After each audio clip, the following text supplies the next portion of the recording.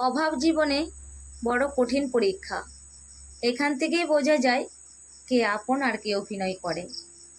মানুষ চেনা বড় কঠিন, বিশেষ করে যখন খারাপ পরিস্থিতি যায়, তখন দেখবে কাছের মানুষগুলো পর হয়ে যায়।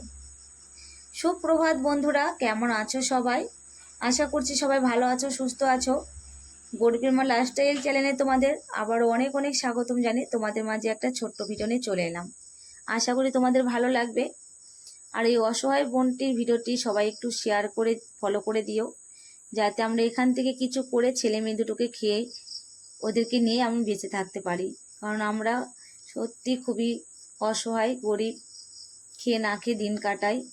আমাদের নেই বলতে কিছুই নেই, অনেক কষ্ট আমাদের। ছেলে মেয়ে দুটোকে আমি একটু ভালো মন্দ খাওয়াতে পারি না, টাকার জন্য ওদের মুখে একটু ভালো মন্দ আমি দিতে পারি না। অনেক কষ্ট হয় আমার। আর তোমরা যদি সাপোর্ট করো, অবশ্যই আমরা এখান থেকে কিছু করে খেয়ে বেঁচে থাকতে পারবো। আমি তোমাদের কাছে এইটুকুই চাই। তো আজকে দেখো, আমি সকালে বাসি কাজগুলো করে কাজে গিয়েছিলাম। কাজের থেকে আমি চলে এসেছি 4:30 বাজে। তখন এসেও কিন্তু আমার একটু শান্তি নেই। বাড়িতে এসেও আমাকে কাজ করতে হয়, বাড়িতে অনেক রকমেরই কাজ থাকে, টুকটাকি ভালোই। সকালবেলা যেহেতু আমি সময় পাই না, সেই জন্য কিন্তু আমি এই কাজগুলো করতে পারি না। তো যখন আমি বিকালটা আমি বাড়িতে আসি, তখন আমি কিন্তু এই কাজগুলো করি, টুকটাকি কাজগুলো। তো ফার্স্ট টাইমে এসে হাত পাও ধুয়ে তারপরে আমি দেখো বিছনাটা আজকে তুলে নিলাম, কারণ বিছনাটা আজকে আমি তুলে রেখে যাইনি।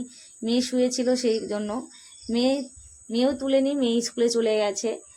আর আমার না বাসি বিছনাটা রাখতে একদমই ভালো লাগে না। যদি আমার চোখে পড়ে তাহলে খুবই বাজে লাগে দেখতে, আর খুবই খারাপ লাগে। আর আমি একটু টিপটপ জিনিসটাই পছন্দ করি। তো সেই জন্য আগে বিছনাটা তুলে নিলাম, বিছনাটা তুলে তারপরে ঘরগুলো ঝাড়ঝাঁটা দিয়ে আমি ঘরটা মুছে নিলাম। সকালবেলা আমি ঘরের সামনে জল দিয়ে গিয়েছিলাম। আর আমি যেখানে রান্না করি সেই বারান্দাটা কিন্তু প্রত্যেক দিন আমি মুছি। আমাদের ঘরগুলো প্রত্যেক দিনই প্রায় আমি মুছি, প্রত্যেক না মুছতে পারলেও একদিন পর হয়তো মুছি। কিন্তু বেশিরভাগই আমি কি বলবো, আমাদের যে রান্না বারান্দাটা সেটা আমি প্রত্যেক দিনই মুছি। রেগুলার কোনোদিন দুবার হয়, কোনোদিন তিনবারও হয়, কোনো ঠিক ঠিকানা নেই। একটু চিটচিট করলে বা একটু নোংরা হলে তখনই আমি মুছি। আমার শরীরটাকে দেখি না, আগে আমি কাজটাকে ভালোবাসি, সেই জন্য পরিষ্কার পরিচ্ছন্ন রাখার চেষ্টা করি। তো ঘরটাগুলো মুছে তারপরে দেখো জামাগুলো কেচে নিলাম। কিছুটা জামা আমি ভিজে রেখে গিয়েছিলাম, আর ওগুলো কেচে নিলাম। আর এতটা খিদে পেয়েছে কি বলবো তোমাদের। এখন দেখো কাজগুলো করতে করতে 5:30 বেজে গেছে, খুব প্রচণ্ড পরিমাণে আমার খিদে পেয়ে গেছে।